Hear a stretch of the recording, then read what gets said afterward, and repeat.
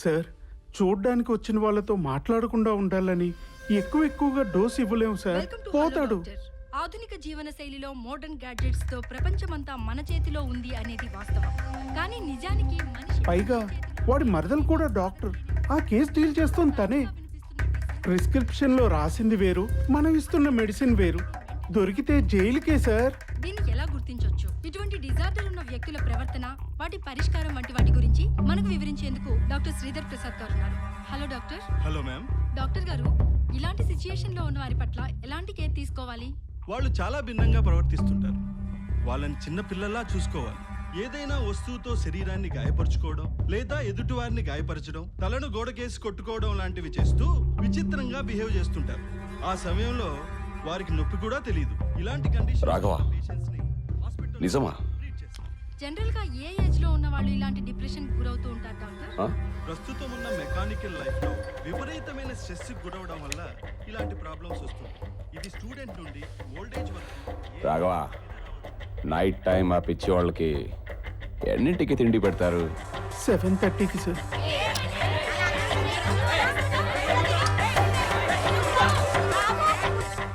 ఆ పిచ్చి తిండి తర్వాత 8 to 8:30 కల్లా అందరినీ రూముల్లోకి పంపిస్తాం sir. Night duty ward boys క్యాంటీన్కి వెళ్ళేసరికి 9:15కి జనరల్ స్టాఫ్ ఇంటికి వెళ్ళిపోతారు. వాడిని పక్క సెల్స్ లో ఉన్న పిచ్చాళ్ళందరికీ దూరంగా వేరే సెల్కి షిఫ్ట్ చేయించు.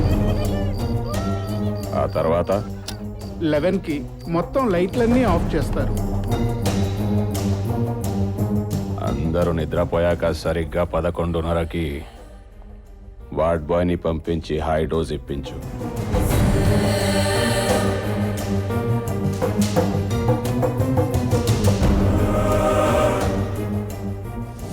సరిగ్గా 12 గంటలకి మా వాళ్ళు వచ్చి మ్యాటర్ ఫినిష్ చేస్తారు.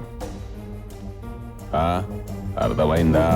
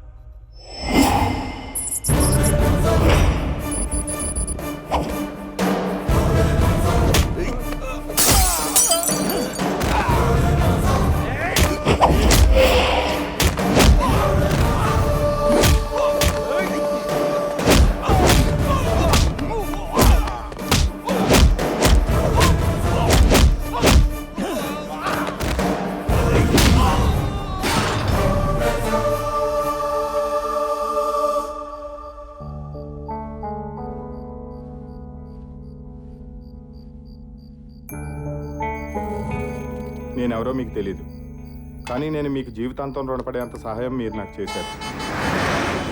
ఏమైంది? బస్ కొద్దిపోయిందండి, ఇంతలో ఆయన వచ్చి కాపాడారు. అమ్మా,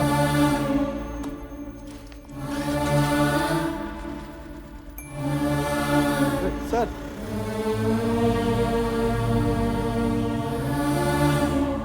క్షమించండి. నేను మీకు చేయగలిగిన సహాయం ఇంతే.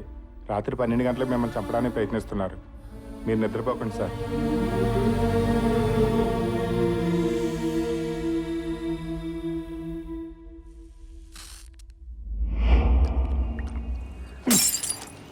పెళ్లి కుట్టిదైతే ఎలుక ఎత్తి చూపించిందంట. మీరు చెప్పేది అలాగే ఉందయ్యా. ఇన్కేపబుల్, మీరంతా ఇన్కేపబుల్. మిమ్మల్ని నమ్మాయని చూడండి. నాది నాది నాది బుద్ధి తక్కువ. మినిస్టర్ మీటింగ్ ఉంటుందని ఆ రోజు ఆగాల్సి వచ్చింది. లేదంటే కొడుకు ఆ రోజు చచ్చి ఉండేవాడి. వాడికి బతకాలన్న ఆశ ఎంత ఉందో మనకు వాడిని చంపాలన్నంత పట్టుదల ఉండాలి. పట్టుదల ముందు ఆశ ఓడిపోవాలి.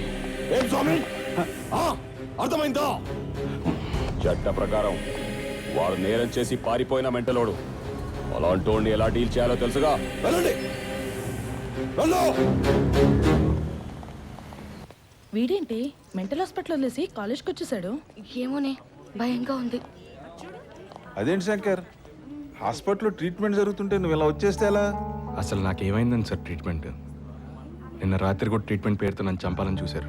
అది కాదమ్మా నీ ప్రాబ్లం ఏంటంటే నువ్వు అది కాదు సార్, నాకు అసలు ఏం కాలేదు సార్. మొన్న గొడవ జరుగుతున్నప్పుడు కౌటిగాడు కూడా అక్కడే ఉన్నాడు. కావాలంటే ఆయన పిలిపించి అడగండి, నిజమేంటో తెలుస్తుంది. సార్ పిలిచారంట?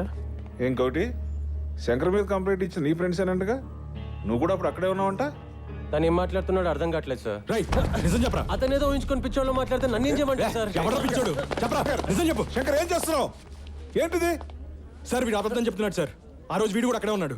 ఏంటి శంకర్ చెప్పిందే పదే పదే చెప్తావు పిచ్చోళ్ళగా?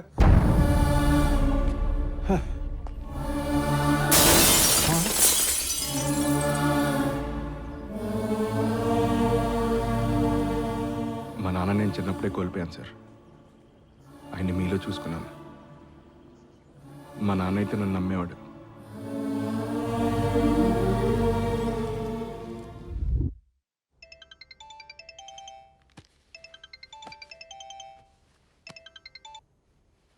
చెప్పండి డాక్టర్ గారు. మీ శంకర్ రాత్రి హాస్పిటల్ నుండి పారిపోయాడండి. పారిపోయాడు? ఏమండి మీ తమ్ముడు హాస్పిటల్ నుంచి వచ్చేసాడండి. ఏంటి శంకర్ ఇక్కడికి వచ్చాడా? రేయ్ ఏంట్రా ఇలా వచ్చావు? నీతో కొంచెం మాట్లాడాలన్నయ్య. అది కాదురా, అక్కడే ఉండి చూపించుకోక ఇలా మధ్యలో వచ్చేస్తే ఎలా? అమ్మా నాకేమైందని ట్రీట్మెంట్ ఏమీ కాలేదు అనుకునే ఆ ట్రీట్మెంట్ పూర్తి కానివచ్చు కదరా. ఏంటన్నయ్య నువ్వు కూడా? హెల్తీగా ఉన్న నాకు ట్రీట్మెంట్ ఏంటి? వదిన వెంట తీసుకో. ఇటు అసలు నేను చెప్పేది కాస్త వినన్నయ్యా. చెప్పు. మొన్న మంగళవారం ఇక్కడికి వచ్చి హాస్టల్కి వెళ్ళానా? మంగళవారం నువ్వు ఎక్కడొచ్చావురా? నువ్వు వచ్చింది బుధవారం. కాదన్నయ్య, మంగళవారం కూడా వచ్చాను. కావాలంటే అమ్మని అడుగు. డాబా మీద నువ్వు నన్ను కొట్టావు కదా ఆ రోజు. అమ్మ ఎందుకు కొట్టిందిరా? ఇప్పుడు అదంతా ఎందుకన్నయ్య? ముందేం చెప్పేది విను. అమ్మ నన్ను కొట్టిన తర్వాత సరాసరి హాస్టల్కి వెళ్ళాను. అక్కడ నా రూమ్ బయట ఒక బ్యాగ్ కనిపించింది. అది లోపలికి తీసుకెళ్లి చూసేలోపు ఇద్దరు పోలీస్ ఆఫీసర్లు ఎంటర్ అయ్యారు. ఆ బ్యాగ్ లో ఉన్న కెమెరాని తెలుసురా, అన్నీ తెలుసు. అవన్నీ ప్రిన్సిపల్ గారు చెప్పారు. ఆయనకి చెప్పింది నేనే. ఎన్కౌంటర్ నుంచి తప్పించుకున్న తర్వాత ఫస్ట్ ఆయన్నే కలిశాను. శంకర్ నువ్వు చెప్పినట్టు ఏమీ జరగలేదురా. అదంతా నీ భ్రమ. అయినా పోలీసులకి నిన్ను ఎన్కౌంటర్ చేయాల్సిన అవసరం ఏంటి? నువ్వు చెప్పిన రోజున హాస్టల్ రూమ్ కి ఎవరు రాలేదు తెలుసా? బుధవారం రాత్రి సరదా గారు పోలీస్ స్టేషన్ దగ్గర నువ్వు ఒక సీఎన్ కొట్టావు, గుర్తుందా? సొంతంగా నేను ఎందుకు వెళ్తాను? ఉండు నన్ను చెప్పని. ఆ తర్వాత పక్క గల్లీలోకి వెళ్ళి 4 కుర్రాళ్ళను కొట్టావు. కనీసం అదైనా గుర్తుందా? నీ దగ్గర దెబ్బలు తిన్న ఇన్స్పెక్టర్ నిన్ను సైకియాట్రిస్ట్ దగ్గర చేర్చాడు. ఆయన డయాగ్నోస్ చేయబట్టే నీ ప్రాబ్లం బయటపడింది. ఏంటి బయటపడేది? ఆ డాక్టర్ గారు పెద్ద ఫ్రాడ్. ఏంట్రా మాటలు చిన్న పెద్ద లేకుండా? అంటే ఏంట్రా? పోలీసులు డాక్టర్లు చెప్పేదంతా నిజం కాదంటావు, నువ్వు చెప్పేదే నిజం అంటావు, అంతేరా? ఇప్పుడు నేనేం చెప్పినా మీకు అర్థం కాదు. ఏంటమ్మా నేను ఇంతగా చెప్తున్నావు, అడే అర్థం చేసుకోడేంటి? ఒరే చిన్నోడా, అన్నయ్య మాట లేదురా, నీ మంచికే కదరా చెప్పేది. నలుగురిని కొట్టి పారిపోయినంత మాత్రాన ఇంతలా పోలీసులు వెంటపడరు. కనీసం ఇదైనా అర్థం చేసుకో. శంకర్, రేయ్ చిన్నోడా. రేయ్ శంకర్,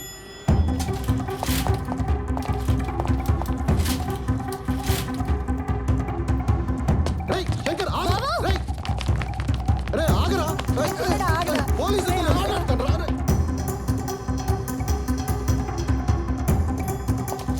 శంకర్ మీ వాడెక్కడ? మీకు దండం పెడతాను, వాడిని ఏం చేయదు. వాడి పేషెంట్ అయ్యేవాడిని వదిలేయండి. వాడిని ఏం చేయి. చిన్నోడా.